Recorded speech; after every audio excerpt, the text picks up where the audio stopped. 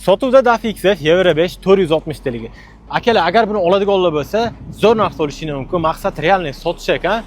Tegach 2009-yilda ishlab chiqarilgan, Persep 2008-yilda ishlab chiqarilgan Kogel Persep. Holatlari a'lo darajada, hech qanday kamchilik yo'q deb aytayapti egalari, chunki o'zlari mingan mashina ekan. Baklari bir tomonda 850 ta, bir tomonda 420 talik bak bilan jihozlangan. Tegachchi mana oldi balonlarning holatini o'zingizlar ko'ringlar. Bu mana orqa balonlarining holati. Persepda mana kuxnalari bor. Moslari saf mos emas ekan, lentakasi ham yo'q ekan, lekin moslari saf mosdan yaxshi mos deb aytayaptilar egalari. Mana balonlarning holati. Mana Persep ichki holatlarini o'zingizlar ko'ringlar. Pollari, tentlari ham yaxshi holatda, usiliniy qilingan, taxtalari hammasi joyida turibdi. Keyin bu latogli Persep, mana o'zingizlar ko'rsanglar bo'ladi, latoglarini ham ochib qo'yildi.